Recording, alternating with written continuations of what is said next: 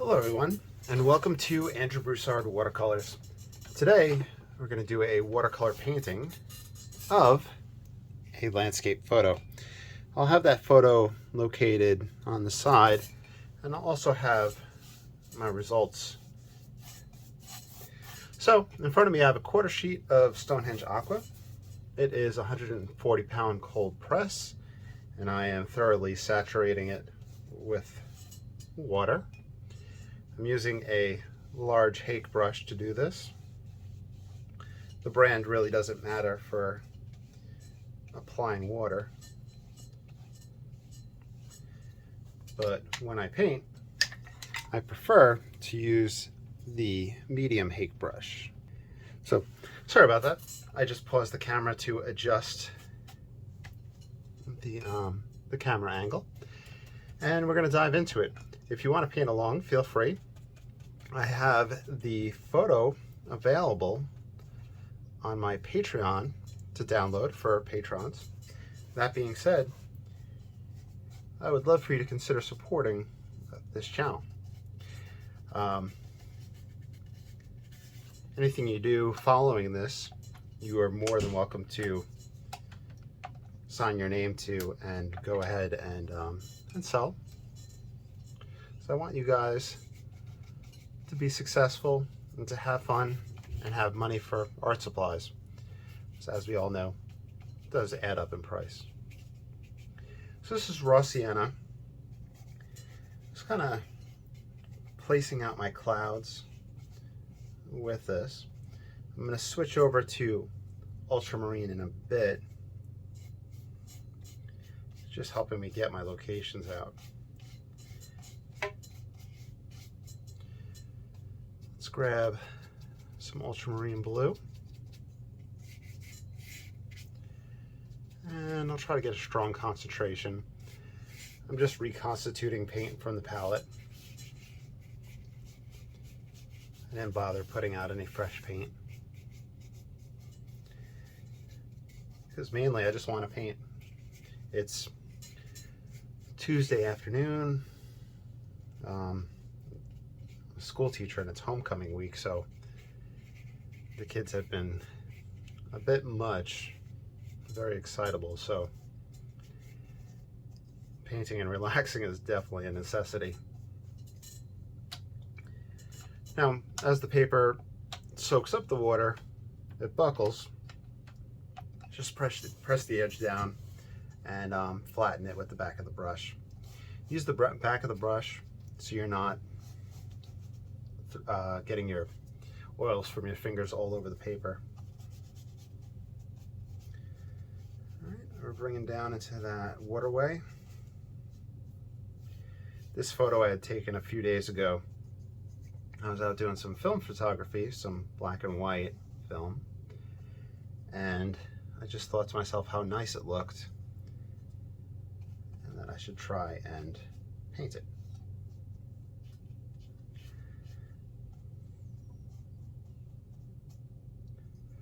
I think it'd be fun to grab a cerulean blue, a little bit of other color in there. That's mixed with the ultramarine. You probably just stay with the ultramarine.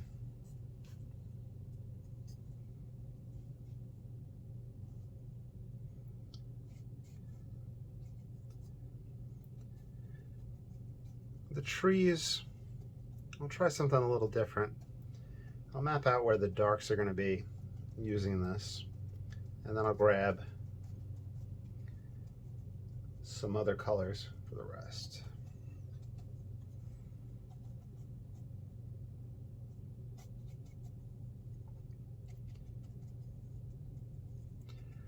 I don't usually use the blue for shadows, but it might be fun. Grab some more raw sienna for this land right here.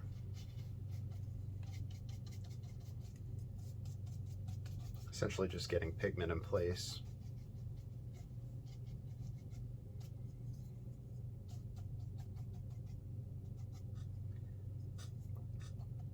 Throw a little bit on that edge.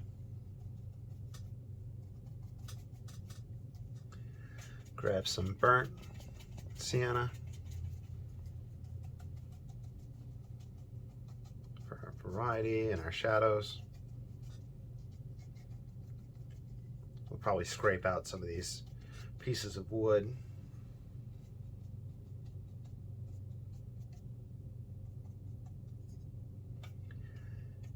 And the reflections of the trees capture the kind of muddy side of the water.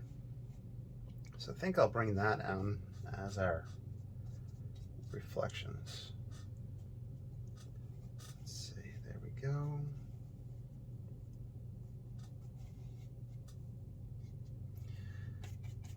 We'll benefit from burnt umber then to get things a little bit darker.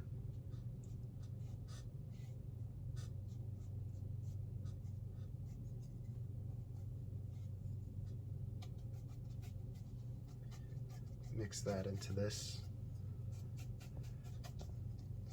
grassy area.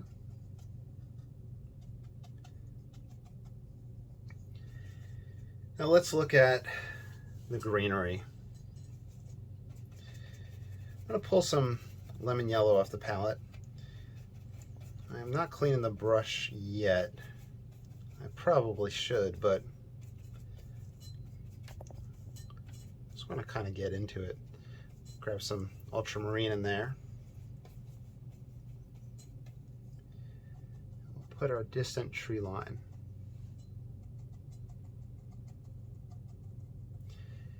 Now at first, with that yellow in there, it's going to make it want to pop forward, but we'll put everything else in perspective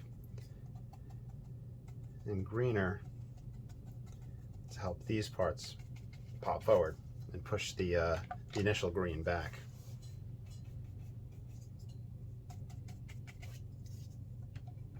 Flattening the paper.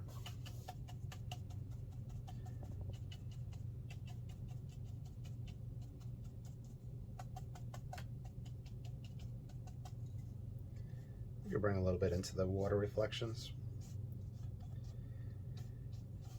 Pieces of that first hake brush have made their way into the painting. Grab some Payne's Gray for the darker portions of the trees.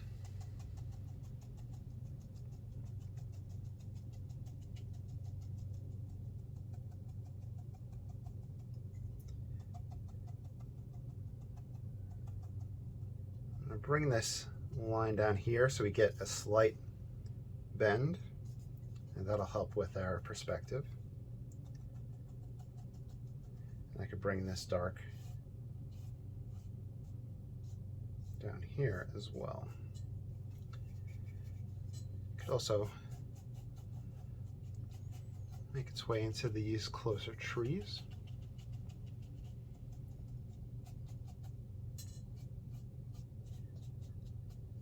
And get a little bit of grass texture.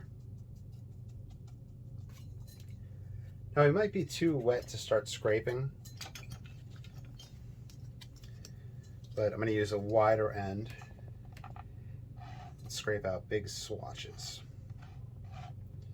for our stones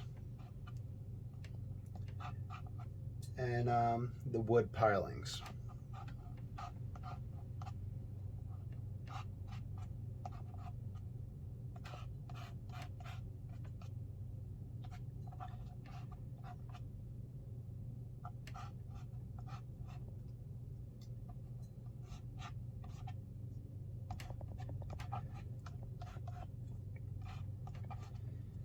Let's see. Even our little hash mark technique with the edge, we could use the sharp edge.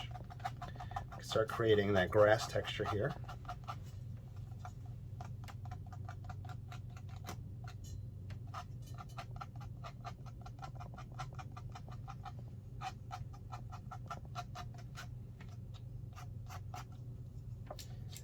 I'll move away from that spot for a bit. Grab some pigment and start creating the illusion of tree trunks and branches. We're wet and wet, so this is going to soften. And we'll paint on top of it when we do a dry off for some depth.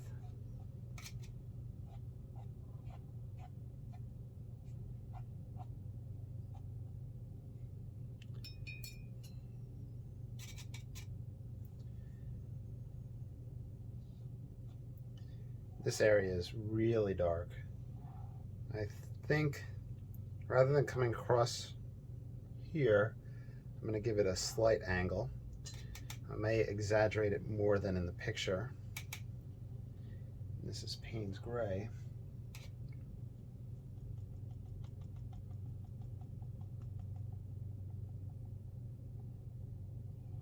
It comes out, and then we have a tree that will hang over it.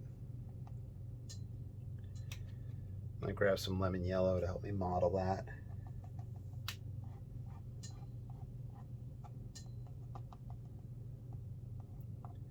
And I can do a thinner dark recession here. Let those sit back. Okay, so back to the hake brush. Just to be able to put larger quantities of darker pigment to interplay the shadows and help these rocks sit in place.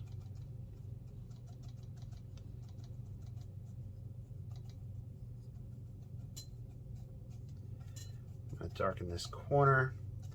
It's just a preferred technique. To darken my corners.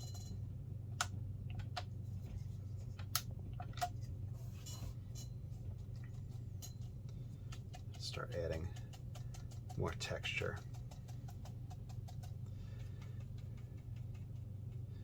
All right, here's some stronger raw sienna. You can even use that stronger raw sienna for portions here.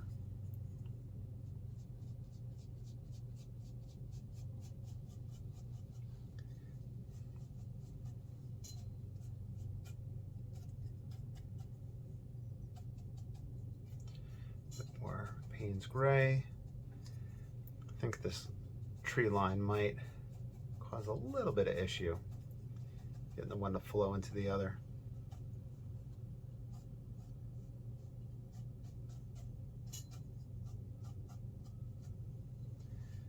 We'll see. Okay, darkening up our closer trees.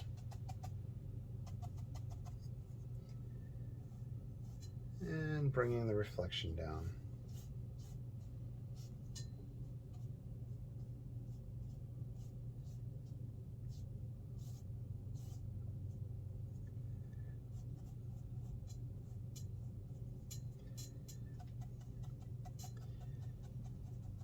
Help that recede, just to create that depth going back. Maybe accentuate that point. I might even scrape a highlight back in here. That edge of that water. Let's see how that affects the painting. So we'll get a little experimental with that.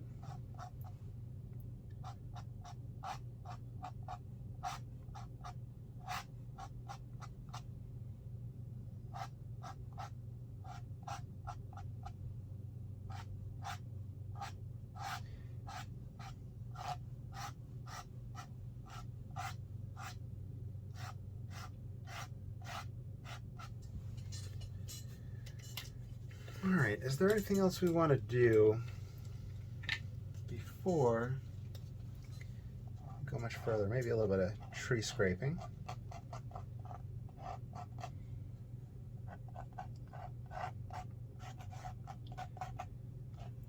Little gestural ideas.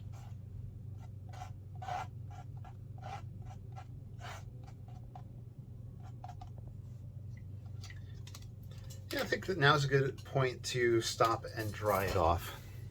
So let's see. All right, so while I was using the blow dryer, I decided that we should put out some more ultramarine blue and lemon yellow and really play with those two for the greens. I do have sap green on the palette, but I try to avoid using sap green, or if I do use it, I use it at the end of the painting. I'm not quite sure why, it's just a kind of habit of mine. I also have some yellow ochre on the palette, which I'll just throw a little bit of water on right now, and a little bit of raw umber, which I think will help add just some different colors, different tones, values in our foreground. All right, lemon yellow, ultramarine blue, we're going to mix our greens. And we're going to start building up this dry brush texture. I haven't wet the hake since we started the painting. And honestly, that's my way of controlling moisture. I rarely ever add water to the hake brush after the initial start. Reason being is I start getting back runs and cauliflower effects, which I try to avoid. Some people find that pleasing, so that might be something you'd like to do. But if you're having difficulty controlling it, just try not adding water to your brush from this point on after you start it. Throwing a little bit of Payne's Gray in here.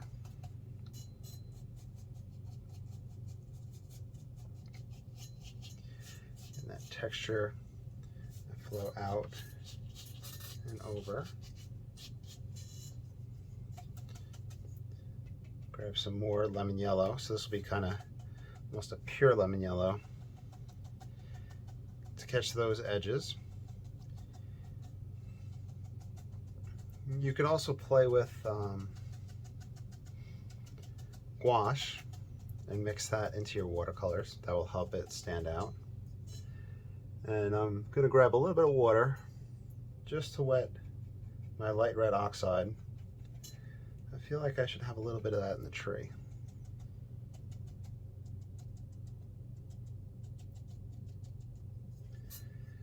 Let's move our way to this back guy. You can see how much light red oxide just picked up. I mix that in with that green mix on the palette.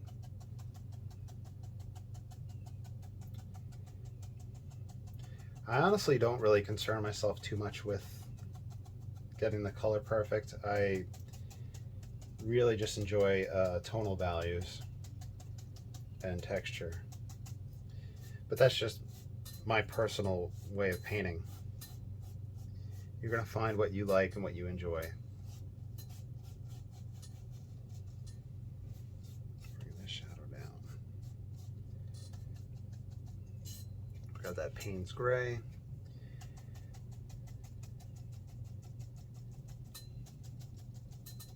Starting to put those darks in.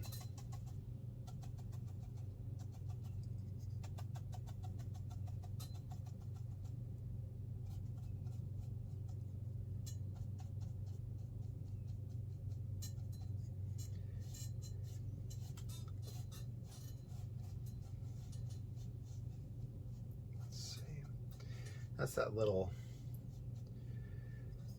wall of pilings right there. And I'm struggling with a little bit. We'll see what we can do. First, I'm going to grab some lemon yellow on the rigger. I'm going to dry brush sideways. Focus on getting this guy to fall over on top, and then create its reflections.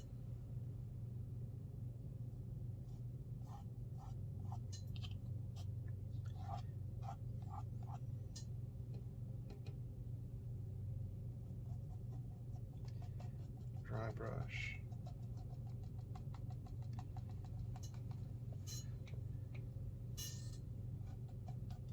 just modeling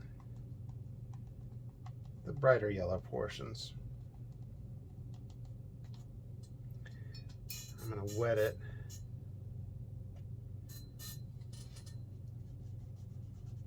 to bring that down.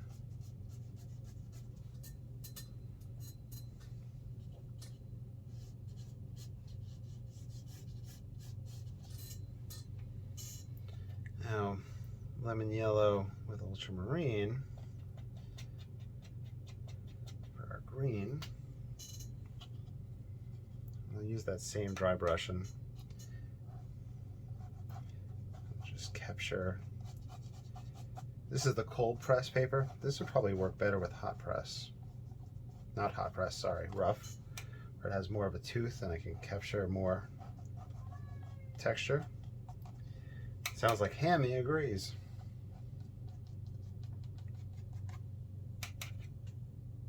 Actually, that's probably a good analogy. A cat's tongue, the roughness. It's probably like the rough paper. No, I don't know. It's been a long day. All right, I'm grabbing some of that yellow ochre.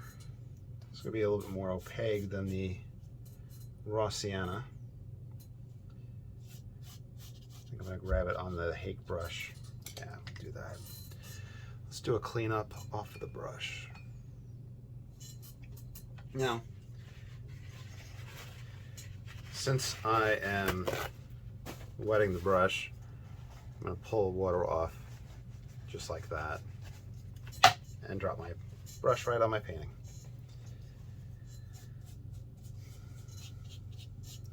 Okay.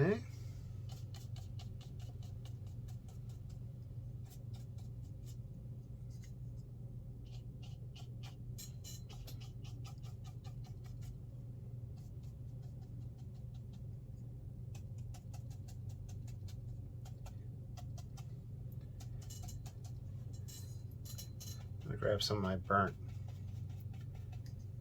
raw umber.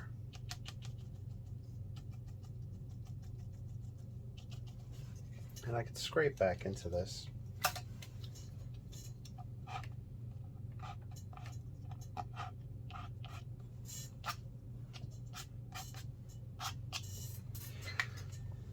Let me do a quick dry off. I feel like it's starting to get there, but I also feel like it feels off. Like I said, it may have been a long work day, but I'm going to do a few drastic changes. I'm going to grab some of this yellow ochre and I'm going to really cut across here and cut down. I'm going to see if I can use that to push that tree line back, almost as if we have a ridge of grass passing up and in front.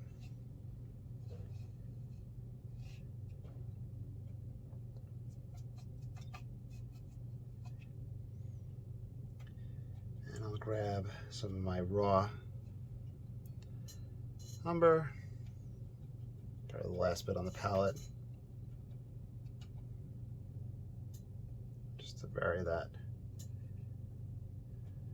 density. We'll grab some burnt umber and splatter it across the painting. Oof.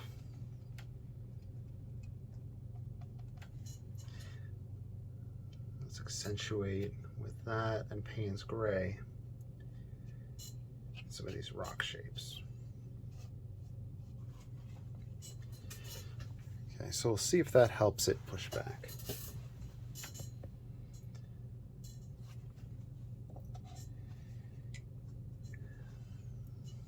Now I'll grab a little bit of the ochre for the base of tree trunks and some raw sienna.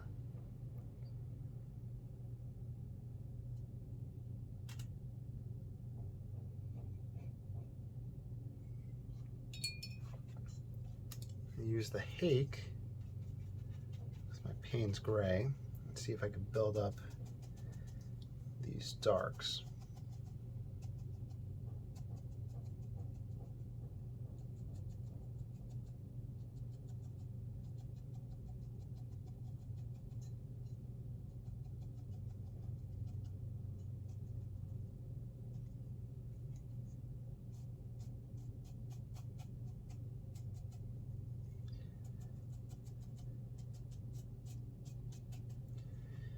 Let's move to this other side.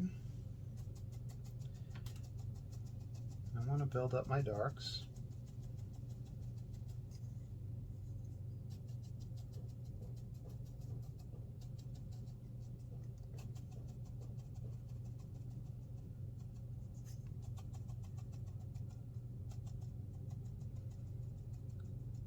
Now we have that line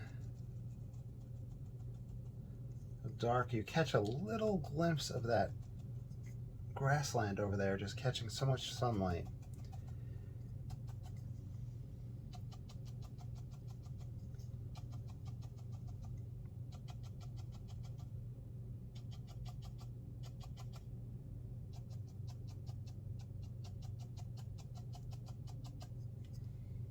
Let's see. So bringing that texture across. I'm trying to focus on horizontal strokes to keep that plane of the water.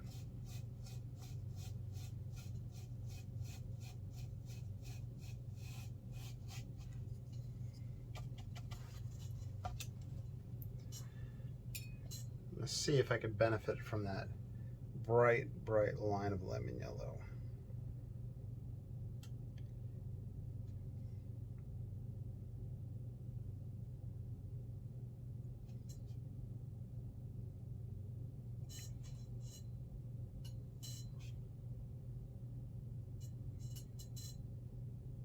And do a little bit of stippling, add some other texture.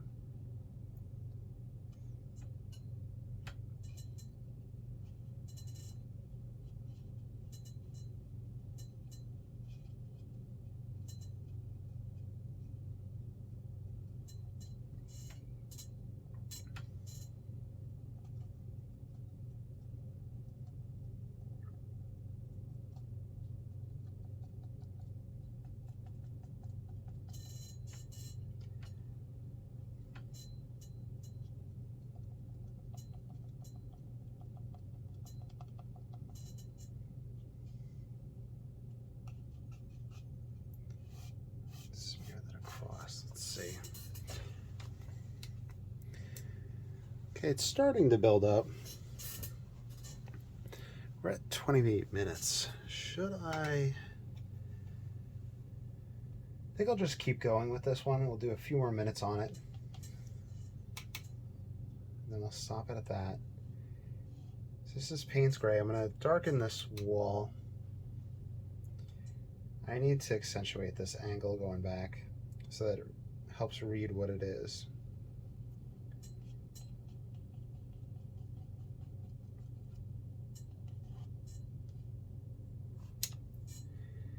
And I do have the dark come out from it horizontally. So now it's just kind of speculation. I apologize that that's what the video's turned into.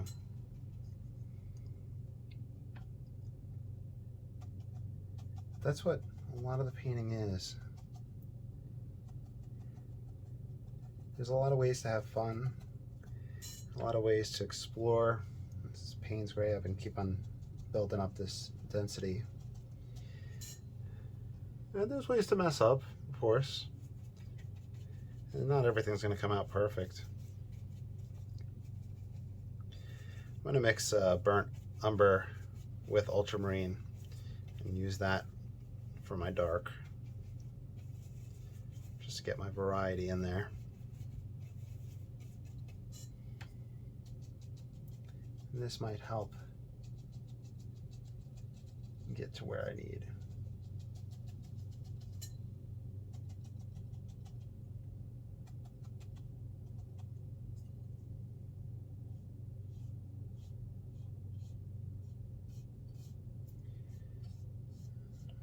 bring this dark down.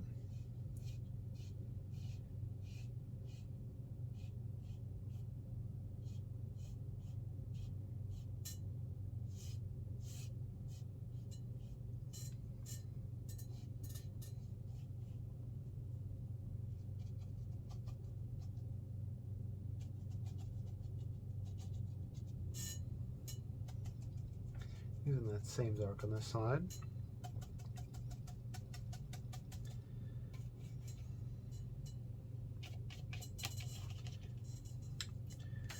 You're going to want to lay flat, or is it going to give me trouble?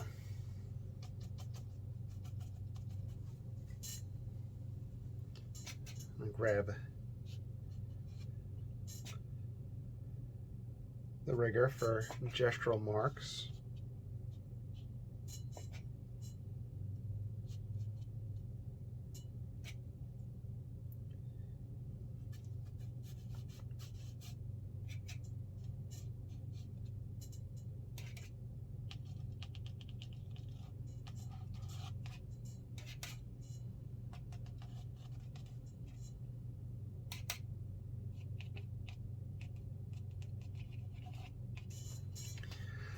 Okay, let me pause for a dry off and we'll take a look. Now, I think I'm going to leave this one at this. I'll be honest, this one was a struggle and I'm not quite happy with it. I think it'd be worth it to revisit this photograph and this scene and play around with it some more. Of course, I've been playing with 2 or 3 color palettes, so that probably has had a little bit of influence going from playing with those to a bigger palette after a while. Also, the scene is obviously brighter compared to the dark tonalist gothic type scenes that I've been doing lately. So we'll come back to this. We'll explore some color some more. I hope you enjoyed. I hope that there was something that you could take away from this. And I will talk to you all soon. Have a great day.